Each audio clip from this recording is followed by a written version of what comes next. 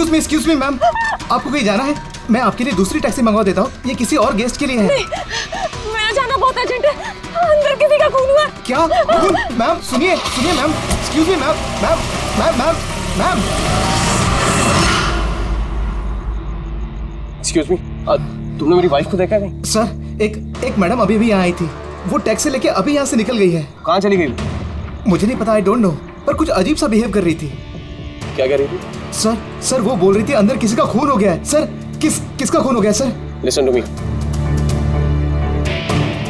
ये रख, मेरी बात सुन, किसी का खून नहीं हुआ यहाँ पर, और तूने कुछ नहीं सुना, समझा? और पता कर कहाँ गए वो लोग। Okay sir. वो उसको चाकू मारता रहा, वो मर चुकी थी, वो फिर भी उसको मार रहा था। सर मुझे बचा लीजिए, वो मेरा चेहरा देख चुका है, वो मुझे नहीं छोड़ेगा। मुझे आप शांत हो जाइए, शांत हो जाइए, तुम्हें कुछ नहीं होगा।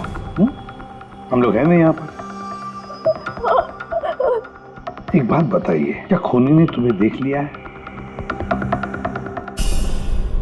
खूनी होगा तो देखेगा ना, जब कोई खून नहीं है, कोई खूनी नहीं है, तो कौन किसको देखेगा? सर मैं सुनील कुमार, और ये मेरी पत्नी है सर। ये जो भी बोल रही है ना, ऐसा कुछ नहीं हुआ, ये सब ना सिर्फ इसके दिमाग की उपज है, ऐसा कुछ नहीं हुआ सर। नहीं सर, मैं झूठ नहीं बोल रही। सुनील, आप इनके पति हैं, लेकिन इनको यहाँ डराने की कोशिश मत कीजिए, समझे आप?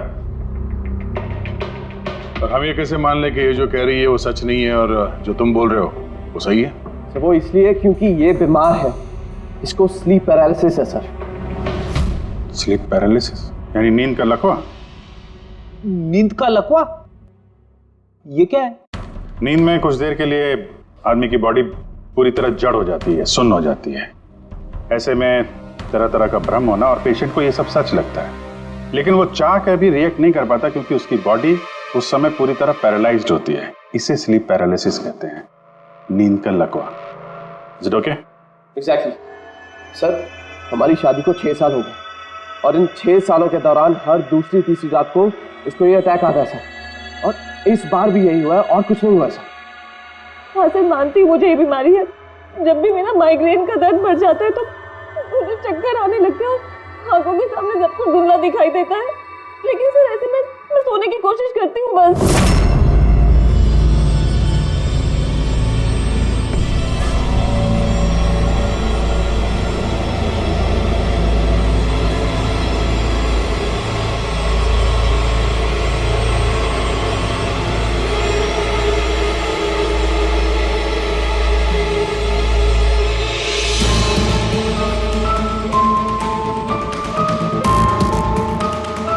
बड़ी मुश्किल से जैसे तैसे नींद आती है और 2-3 घंटों के बाद अचानक से मेरी आंख खुल जाती है, मगर शरीर बिल्कुल स्थिर हो जाता है। चाहकर भी मैं हिल-डुल नहीं पाती। पूरे शरीर को जैसे लकवा मार गया हो, कुछ साफ नहीं दिखाई देता और सीने पर एक भारीपन सा लगता है, मगर मैं चाहकर भी चीख नहीं पाती, आवाज ही नहीं निकलती मेरी। और फिर 15-20 मिनट के बाद अजीब अजीब सी चीजें दिखाई देती है। वो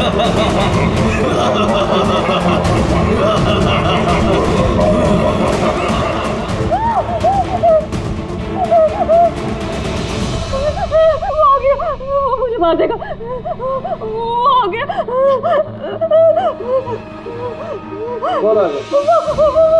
कोई नहीं, रिलैक्स। बहुत बड़ा चाकू है, वो मुझे मार देगा। किधर कोई नहीं, देखो शांत हो जाओ, तुम्हें फिर से अटैक आया, देखो रिलैक्स। कोई नहीं है, शांत रहिए, रिलैक्स, कोई नहीं है। देखो कोई नहीं, मुझे बचा लो। रिलैक्स, तुम्हें फिर से अटैक आया, रिलैक्स हो जाओ, तुम्हें फिर से दौरा पड़ा था, कुछ नहीं।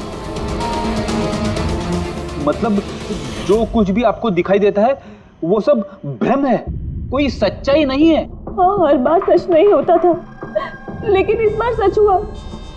वो मेरा वहम नहीं था सर। मुझे उस लड़की का चेहरा इतना साफ याद है कि मैं उसे कभी भी पहचान सकती हूँ। मुझे कोई शैतान या दानव नहीं दिखाई दिया सर, जैसे हर बार होता था। मैं सच बोल रही हूँ, मैंने वहाँ पर खून होते हुए देखा था। मैं बिल्कुल झूठ नहीं बोल रही। हाँ, खून हुआ था। खून खून खून, बस कुछ नहीं हुआ वहां पर। सुनील जी चुप रहिए, आप चुप रहिए। खून हुआ है क्या नहीं ये हम पता लगाएंगे। आप दोनों सिर्फ सिलसिलेवार बताओ क्या हुआ था उस रात को, शुरुआत से। सो हम दोनों यहाँ मेरे कजन अभय की शादी अटेंड करने के लिए आए। कल रात अभय और मिताली मतलब उसकी होने वाली वाइफ के लिए कॉकटेल पार्टी थी। अब है मेरी बात ध्यान से सुनो। मिताली की जितने भी प्रॉपर्टीज और बैंक बैलेंस है तेरे शुरू होने से पहले 60% तुम्हारे नाम ट्रांसफर हो जाने चाहिए। इस लड़की पर तुम्हारे प्यार का जो भूत सवार है ना उसे यूज करो बेटा। वेल मिताली, एक बात कहूँ, अभी भी वक्त है, सोच ले। ये अभय तेरे लायक नहीं है। तुम्हें इससे बेटर लड़के मिल सकते हैं। तुम्हें नहीं पता, इसके चर्चे तो पूरे शहर को मालूम है। मैं तुम्हारी शादी इससे इसलिए करा रहा हूँ ताकि तुम्हारी डूबती हुई नैया पार लग जाए। You got it? So be focused please. पता है मुझे क्या करना है। मुझे भी उस साइको से शादी करने का कोई शौक नहीं है। कर रहा हूँ क्योंकि सिर्फ एक ही रास्ता है, इसलिए मुझे मत समझाइए कि क्या करना है। I know what to do. ठीक है? हाय।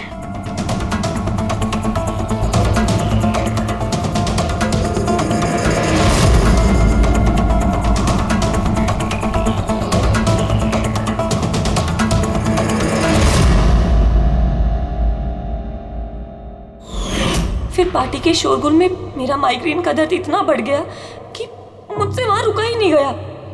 रायमा, क्या हुआ? क्या हुआ? वो माइग्रेन शुरू हो गया। मेरी तबीयत बहुत खराब हो रही है। मैं थोड़ी देर रूम में जाके रेस्ट करती हूँ।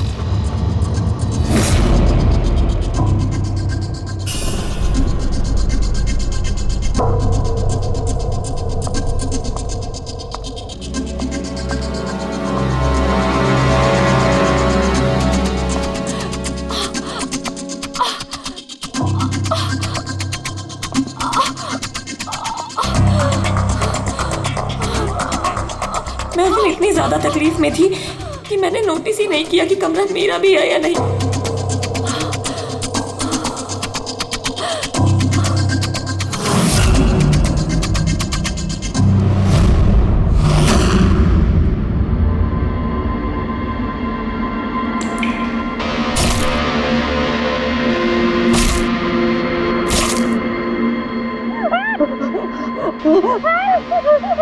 कोई 45 मिनट के बाद जब मेरा दौरा शांत हुआ तो मैं उठी। मैंने अपने इधर उधर देखा तो वहाँ पर कोई खून ही नहीं था, ना ही कोई लाश थी, ना ही कोई खून के धब्बे थे। क्या हुआ? वो आदमी उस लड़की को मार के चला गया। तुम्हें फिर से अटैक है? देखो कोई नहीं, देखो। और तुम यहाँ पर क्या कर रही हो? ये हमारा कमरा थोड़ी ना। अच्छा ये सब छोड़ो, तुम यहाँ पर बैठो। मेरी बात सुनो, तुम यहीं पर रखो, मैं तुम्हें पानी लेके आता हूँ। रिलैक्स। मैं भाग के वापस गया तो राइमा वहां से चली गई और वहां से ये आपके पास आ गया और मैं इसके पीछे यहाँ था। लेकिन सर एक बात पक्की है, वहां पर कोई खून नहीं हुआ। ये सब इसके दिमाग की उपज है। सुनील जी, जिस तरह से रायमा ने हमें ये सब कुछ बताया ना, उससे नहीं लगता कि ये सब मन घड़न है। जरूर इसमें कोई ना कोई सच्चाई है। सर वो रूम उन रूम्स में था जो हमने शादी के लिए बुक किए और मैंने अपने गेस्ट लिस्ट में चेक कर लिया, ना तो कोई मिसिंग है ना ही किसी का मर्डर हुआ। सर आप इसकी बात को बिल्कुल मत सुनिए। बस उस शादी को आराम से हो जाने दीजिए, वरना जीत अंकल तो बर्बाद हो जाएंगे और इससे ज्यादा मैं तो सड़क पे आ जाऊंगा। सर शादी में कोई प्रॉब्लम नहीं होगी, हम पूछताछ तो करेंगे, लेकिन अपनी तरीके से।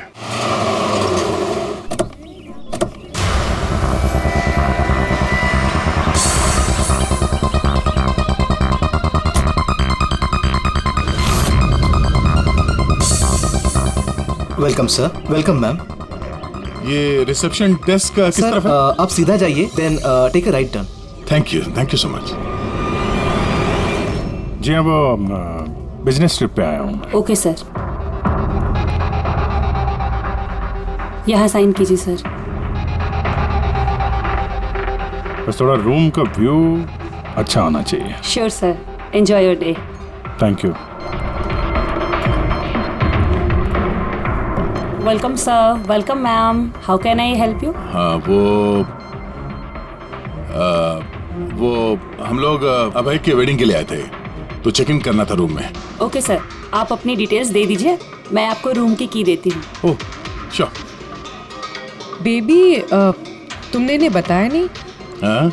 हमें रूम 103 चाहिए। I am so sorry sweetheart, मैं तो भूल ही गया। मैम दरअसल हमें वो 103 नंबर वाला स्वीट रूम चाहिए। ठीक है, आपको हम 103 ही दे देते हैं। जैसा मैंने कहा था वैसा क्यों नहीं किया? लेकिन अब क्या करेंगे, कैसे छिपाएंगे? छुपाना तो पड़ेगा ही। आओ मैं तुम्हें बताता हूँ कैसे, आ जाओ।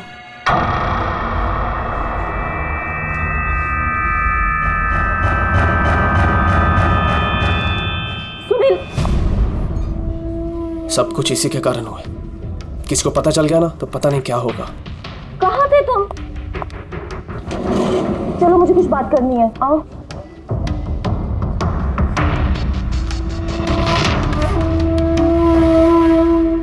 Thank you. Excuse me. Yes sir. मुझे आपका सीसीटीवी सिस्टम चेक करना है। आपके सिक्योरिटी इंचार्ज को बुला सकती है? Okay sir.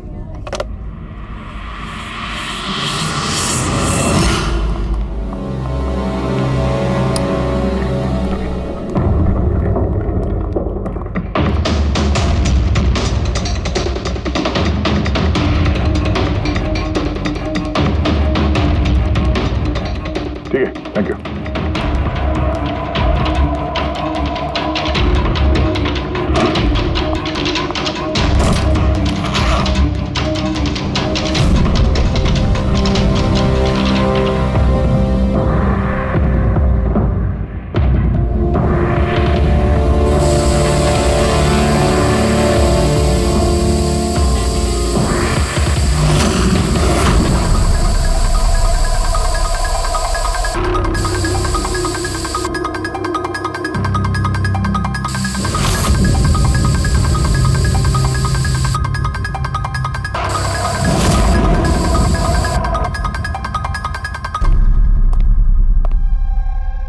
लुमिनॉल टेस्ट से तो कुछ पता नहीं चल रहा है। ऐसा लगता तो नहीं है कि यहाँ कोई खून हुआ है। सर खूनी ने बहुत अच्छे से सफाई की है। ऐसे कैसे हो सकता है? सर जिस तरह रायमा ने बताया है, कत्ल के वक्त यहाँ पर खून ही खून होना चाहिए। और कितनी भी अच्छे से सफाई की जाए, इस केमिकल से तो खून के धब्बे सामने आ ही जाते हैं। पर यहाँ तो कोई निशान है ही नहीं। कोई निशान नहीं है। सर या तो रायमा को सचमुच में भ्रम हुआ है, या फिर कातिल ने खून की एक भी बूंद कहीं पर गिरने नहीं दी है।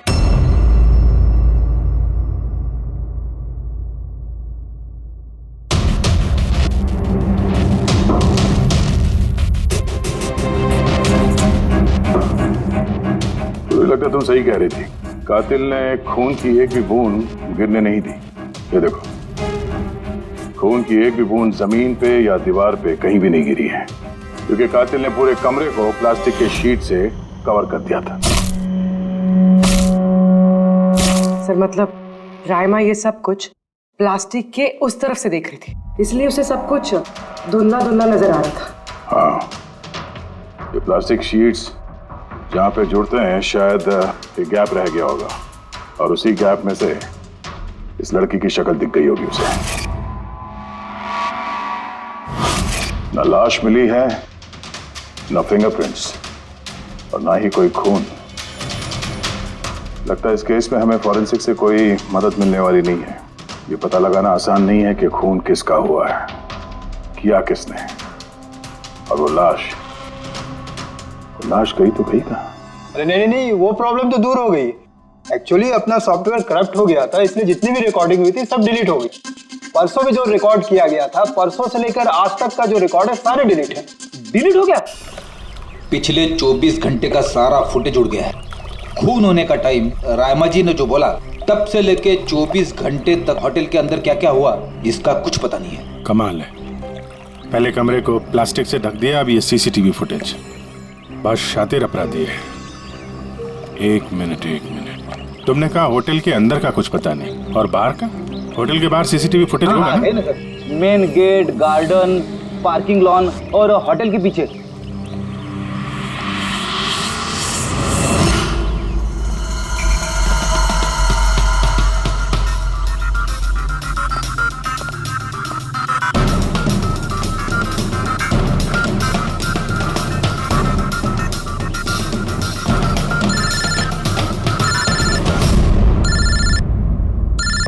अदय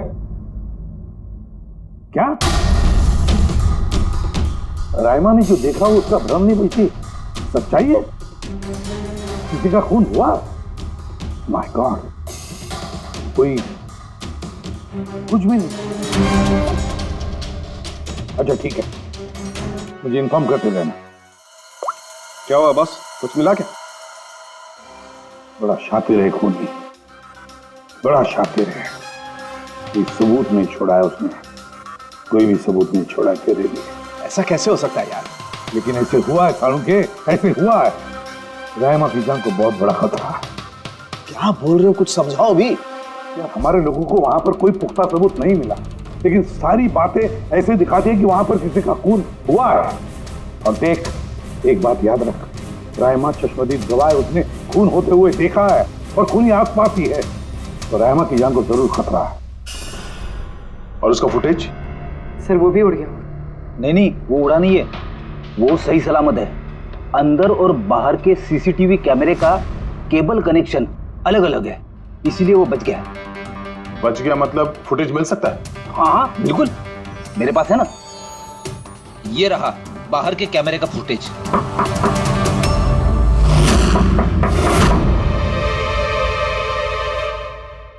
सर, अगर खूनी ने उस पर उस वक्त हमला किया है जब स्लीप पैरालिसिस का दौरा पड़ रहा है, फिर तो वो उंगली भी नहीं हिला पाई होगी। और अगर वो अपनी उंगली हिला पाई तो? कैसे डॉक्टर तारिका? पैरालिसिस तो पूरी बॉडी को हो जाती है। देखो, स्लीप पैरालिसिस को छोड़ दो, नॉर्मली भी जब हम सोते हैं, गहरी नींद में होते हैं, हमें सपने आते हैं, उस वक्त भी हमारी मांसपेशियां सेमी पैरालिटिक स्टेट यानी शिथिलता की अवस्था में होती है। ये सबके साथ होता है।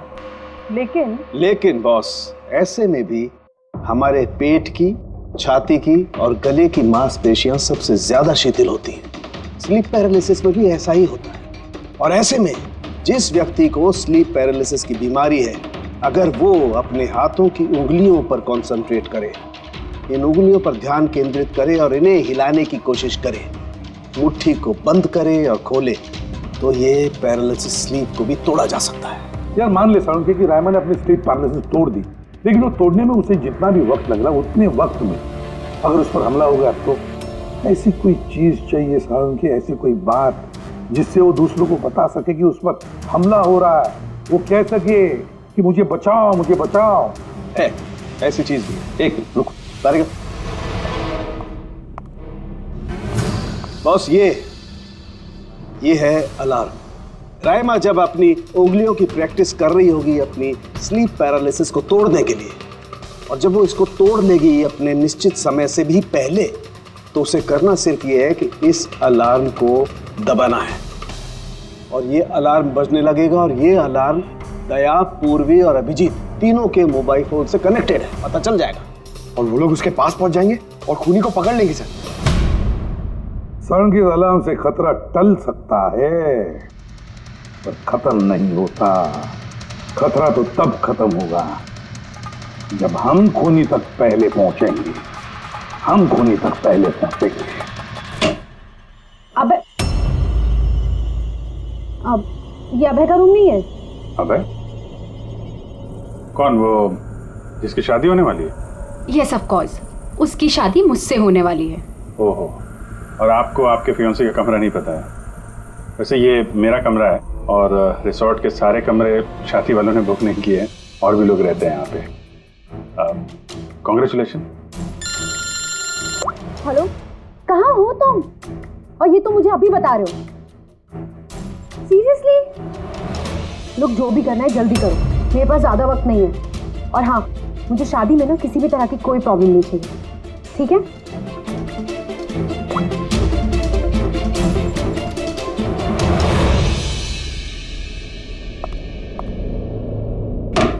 मिताली, इसकी शादी होने वाली है। वैसे ये वाकई अभय का कमरा इसको मालूम नहीं होगा क्या? कहीं इसको हम पे शक तो नहीं हो गया? वो तो पता नहीं, लेकिन खूनी को भनक नहीं लगनी चाहिए, क्योंकि अगर ऐसा हुआ तो रायमा की जान को खतरा हो सकता है। रायमा ने कहा था कि खून 12 से 12:30 के बीच में हुआ है। उसके बाद कातिल ने लाश को ठिकाने लगाने की कोशिश की होगी, लेकिन रिसोर्ट में इतनी भीड़ और चहल पहल है कि वो लाश को कहीं छुपाना मेरे हिसाब से नामुमकिन है। मतलब लाश को बाहर ले गए हैं लोग? लेकिन सर, रात को रिसोर्ट से बाहर तो कोई गया नहीं। कहीं ये लाश रिसोर्ट के अंदर ही तो नहीं? नहीं, अगर लाश यहाँ होती तो अब तक बदबू आना शुरू हो जाती। करेक्ट। मैंने किचन का फ्रीजर चेक किया है, वहाँ भी कुछ नहीं है।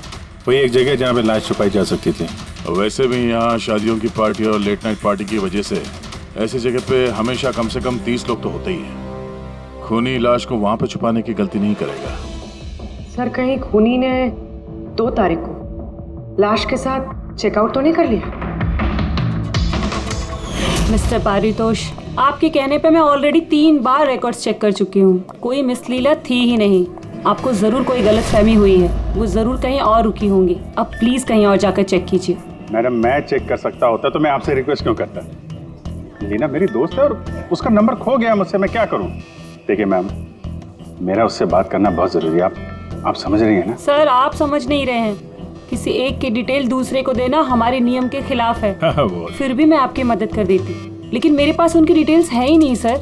अरे ऐसे कैसे नहीं है? डिटेल्स आप रखते हैं ना। कोई कमरा लेने आएगा तो आप उसकी डिटेल्स नहीं रखते हैं? लेते हैं सर, बिल्कुल लेते हैं। तो फिर? लेकिन वो यहाँ रुकी होती तो ना। 1 मिनट, आपको तसल्ली नहीं हो रही है, प्लीज आप खुद से चेक कर लीजिए। अच्छा ठीक है। कहीं रीमा ने मुझसे झूठ तो नहीं बोला? मैं देख लेता।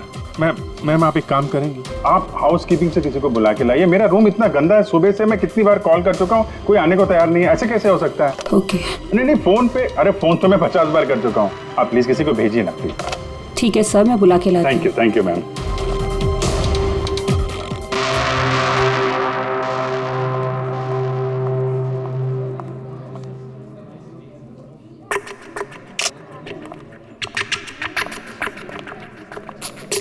आज जितने लोगों ने चेकआउट किया है उनमें से 4 लोग ऐसे हैं जो आए थे तो शादी अटेंड करने, लेकिन बिना शादी अटेंड किए ही चले गए। शादी बिना अटेंड किए ही चले गए? बड़ी अजीब बात है। ये मिस्टर वलेना, मिस्टर दक्ष, मिसेस मोटवानी और मिस सूजी। सर, मैं इन चारों के बारे में सब कुछ पता करती हूँ। अपूर्वी, रायमा को होटल के बाहर का सीसीटीवी फुटेज दिखाना, मेन गेट का, जहाँ से लोग आते जाते हैं। उसने कहा था ना हमसे कि वो उस लड़की को पहचान लेगी। सर,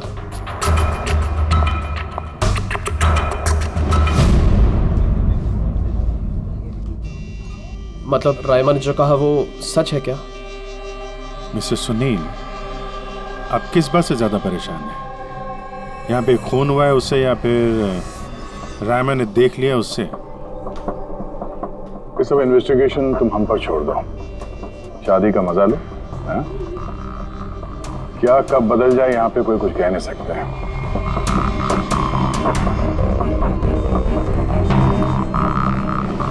चल भाई चल, अगले फंक्शन के लिए कपड़े रेडी करना है, तेरी हेल्प चाहिए। वैसे लोग कौन थे? तेरे गेस्ट हैं? हाँ, मेरे गेस्ट ही हैं। चल चल चल।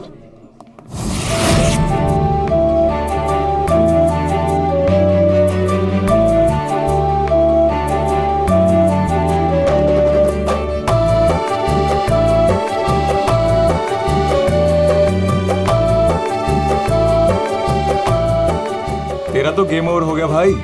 जो तूने गर्लफ्रेंड्स की लाइन लगा रखी थी उसका क्या? अगर मिताली ने सुन लिया ना तो गेम सच में ओवर हो जाएगा। पर भाई मुझे एक बात बता, तू एक लड़की के साथ सारी जिंदगी कैसे बिताएगा? इसके सारे लफड़े हैं ना साइड में चालू हैं। पूछ इससे, कॉकटेल पार्टी में अचानक से कहाँ गायब हो गया था? अबे कहीं गायब नहीं हुआ, मिताली के सामने उठक बैठक लगा रहा होगा। मैं डरता वरता नहीं हूँ उससे। You guys just wait and watch. Drink खत्म कर अपनी।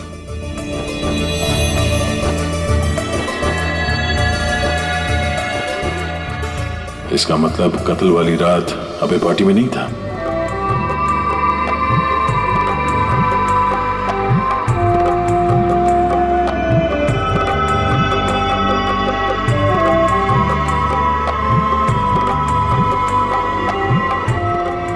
ऐसा क्या कहना चाहता था ये जो रंजित छुपाने की कोशिश कर रहा है?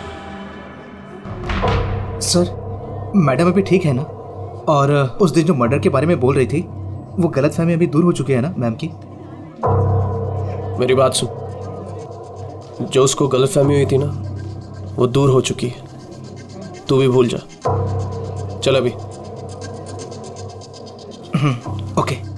अच्छा हुआ कि राइमा माइग्रेन की वजह से अपने कमरे में सो गई है। मौका अच्छा है, अब कुछ ना कुछ तो करना पड़ेगा।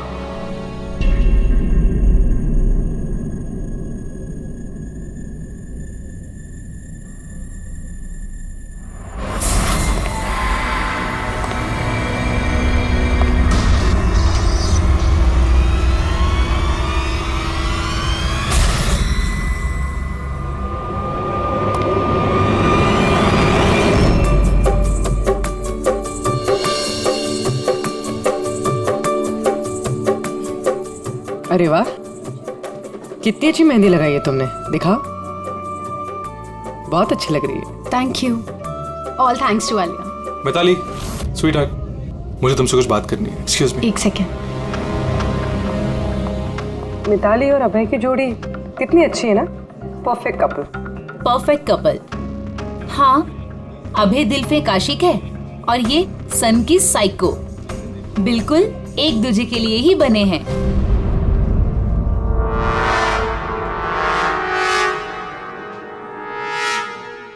मिताली को अभय के बारे में ये पता है? पागल है वो अभय के लिए। उसको पाने के लिए वो किसी भी हद तक जा सकती है। अगर जरूरत पड़े तो किसी को मार भी सकती है।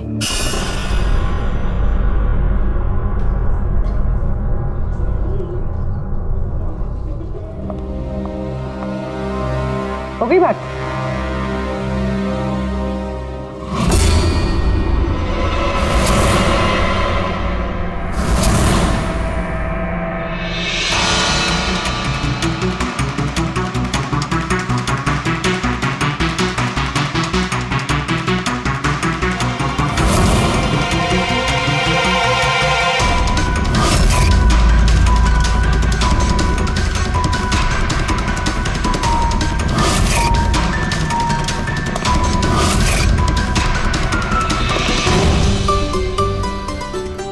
अरे खाली हो गया क्या? अरे नहीं साहब, रिफिलिंग करने जा रहा था। अरे यार, ये दूल्हा जो है ये तो बड़ा बहक रहा है। क्या मिस्टर नितिन और वो रंजीत रोकते नहीं है क्या? सुना है कॉकटेल पार्टी में भी बहुत हंगामा किया। उस दिन तो हादी हो गई थी सर। अच्छा, उस दिन भी नहीं रोका इसको? नहीं साहब, कोई बोलने वाला था ही नहीं। रंजीत साहब तो खुद ही 11 बजे के बाद आते पार्टी में, और उनके बेटे अपनी बीवी को तलाश कर रहे थे। बाहर जा रहे थे, अंदर आ रहे थे, कोई बोलने वाला था ही नहीं साहब। अच्छा, मतलब खाली दुल्हनी थी पार्टी में? सर वो तो दूल्हे के पीछे पीछे घूम रही थी। सर, इस रिसोर्ट में कई शादियां हुई हैं, लेकिन ऐसी शादी कभी नहीं देखी। हाँ साहब। अरे यार, तुम खाने को लाना यार। अभी लाया साहब।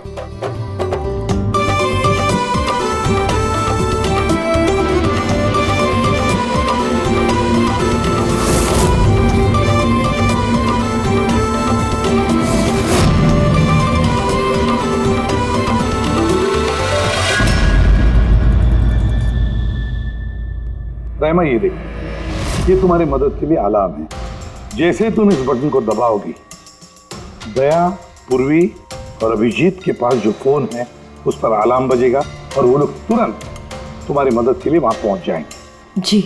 लेकिन जब तुम्हें स्लीप पैरालिसिस हो, अपने हाथों की और पैरों की उंगलियों को हिलाने की कोशिश करना, क्योंकि सबसे कम असर स्लीप पैरालिसिस का हमारे हाथों की और पैरों की उंगलियों पर होता है।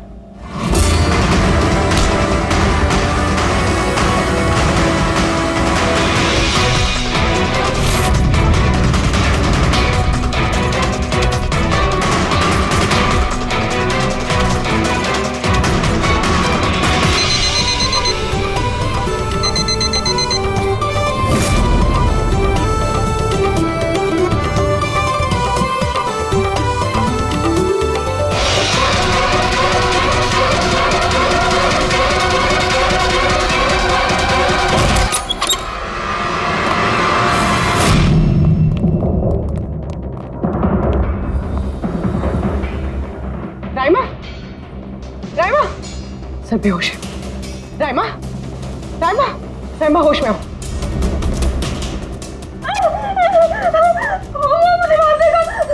मुझे बचा लीजिए प्लीज, मुझे बचा लीजिए। कौन मार देगा? हुआ क्या यहाँ पे?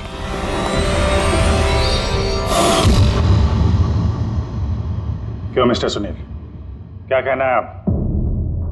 अब तुम्हें इसकी बात पर विश्वास हो रहा है या अभी तुम्हें अपनी ताऊ जी की रेपुटेशन की फिक्र है? अब मैं क्या ही बोलूं सर, तसल्ली है कि ये जिंदा है। अच्छा, वैसे आप यहाँ आए कैसे? पार्टी तो नीचे चल रही थी, हाँ? और यहाँ पे क्या हुआ किसी ने नहीं सुना, तो फिर आप हमारे साथ साथ यहाँ कैसे आ गए? आप मुझ पे शक कर रहे हैं? मैं अपनी पत्नी को मारने की कोशिश क्यों करूंगा? शक तो हम सब पे करते हैं। फिलहाल अभी आप बाहर जाइए, हमें रायमा से कुछ जरूरी बात करनी है, प्लीज। सर आप लोग प्लीज मुझे बचा लीजिए। जब वो आदमी उसको खून कर रहा था तो मैंने उसे देख लिया था, मुझे नहीं छोड़ेगा, प्लीज आप कुछ कीजिए ना। वो दोबारा आएगा, वो मुझे मार देगा, प्लीज प्लीज कुछ कीजिए। देखो रायमा, घबराओ मत, हमारे यहाँ पे होते हुए कोई कुछ नहीं कर सकता तुम्हारा, ठीक है? लेकिन वो औरत जिसका खून होते हुए तुमने देखा, उसे हम लोग नहीं पहचानते, तुम उसे पहचानती हो, तो हम लोग एक फुटेज दिखाएंगे, जरा उस फुटेज में देख के उस लड़की को पहचानो प्लीज। जी। रेडी?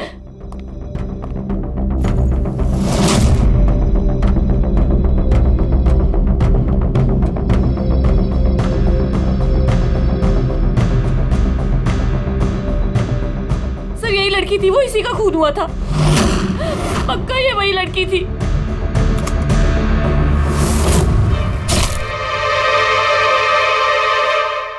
अगर ये यहाँ पे आई थी तो किसी ने तो देखा होगा उसे। वो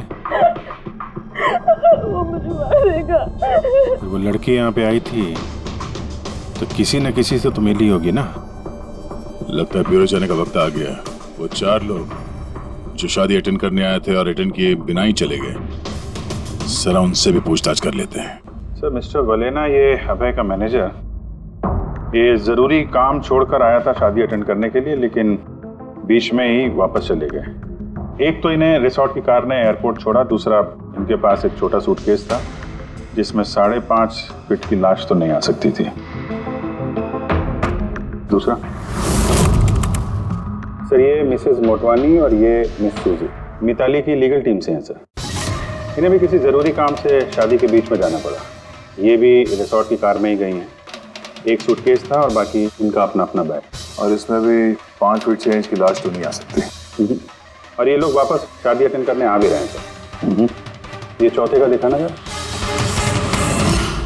ये है दक्ष, ये सुनील का पीआर मैनेजर है सर। 1 जून को आया था, 2 जून को गया अपनी कार से।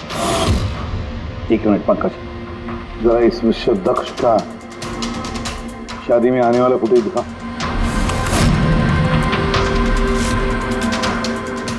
ओके, और अब इसके जाने का वीडियो दिखा। मिस्टर दक्ष आए थे 1 सूटकेस के साथ और जा रहे हैं 2-2 सूटकेस के साथ। शादी से रिटर्न गिफ्ट लेके जाने से।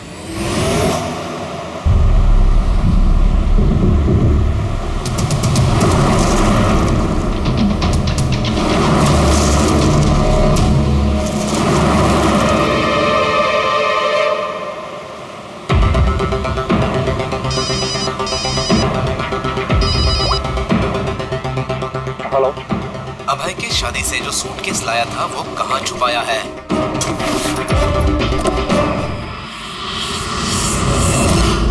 कौन बोल रहा है? और क्या बोल रहे हो तुम? कौन से सूटकेस?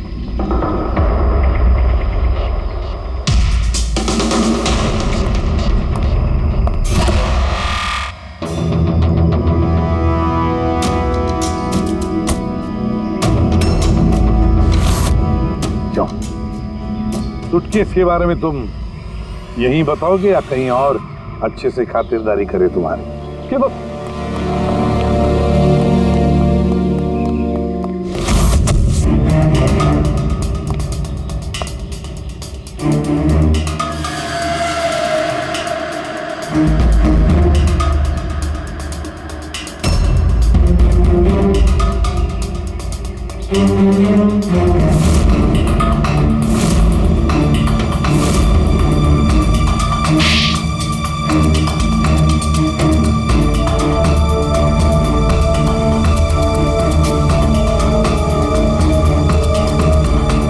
याद आया? मेरे पास और कोई रास्ता नहीं था। मेरा घर और कंपनी दोनों उनके पास गिर गई। अगर मैं मना कर देता तो मैं बर्बाद हो जाता। खुद को बर्बादी से बचाने के लिए एक लड़की का खून कर दिया तुमने, हाँ? अब ये बताओ लड़की थी कौन? करिश्मा, अभय की गर्लफ्रेंड।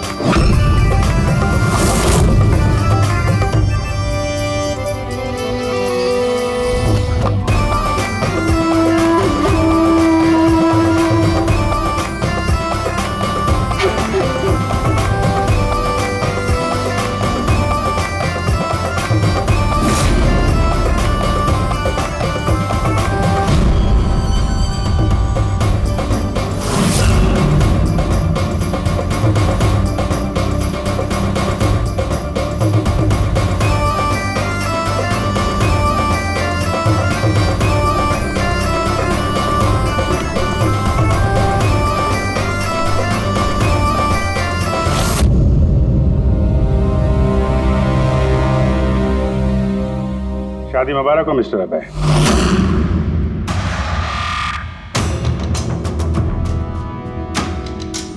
आपके लिए कुछ तोहफे लेकर आए हैं, ऐसे तोहफे जिनके बगैर ये शादी पूरी हो ही नहीं सकती। आपकी दोस्त करिश्मा ने आपके लिए कुछ तोहफे भेजे हैं।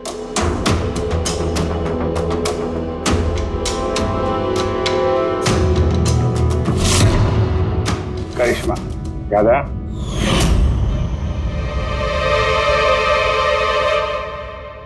तोहफे देखना चाहेंगे? देखना नहीं चाहेंगे आप? हाँ, देखें। अभी दिखाता हूं। सर सर नहीं नहीं नहीं, मैं रुकिए प्लीज।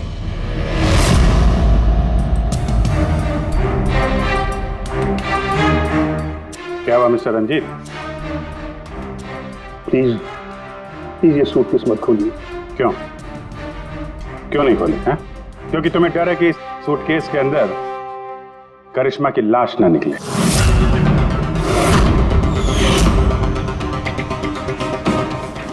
वही करिश्मा जिसे तुमने और दक्ष ने मिलकर मारा, फिर ऐसे ही सूटकेस में भर के उसके लाश के टुकड़े टुकड़े किए और बाहर ठिकाने लगा दिए।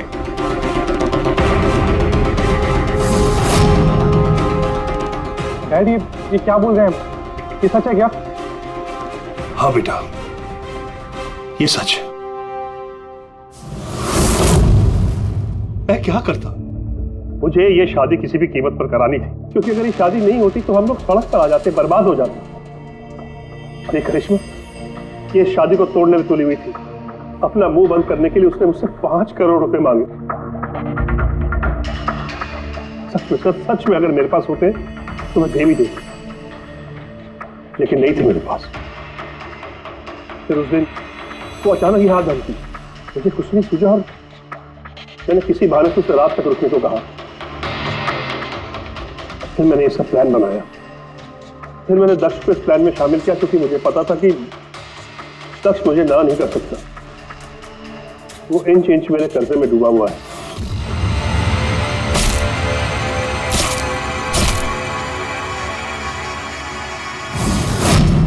सब कुछ ठीक चल रहा था, सब कुछ हो गया था। तो पता नहीं अचानक ये कहां से आ गई। इसने आके अचानक सब कुछ देख लिया। मैंने तो ये सभी मारने की कोशिश की थी, लेकिन आप लोगों की टीम ने इसे बचा लिया। एक गुनाह को छुपाने के लिए एक और गुनाह, और इस सब की जड़ है तुम्हारा ये दिल फेंक बेटा। सही समय पर रोक लिया होता तो ये नौबत नहीं आती, और तुम्हारे शादी का असली तोहफा तो तुम्हें अब मिलेगा। एक हत्या और एक हत्या करने की कोशिश के जुर्म में तुम दोनों बाप बेटे जेल जाओगे।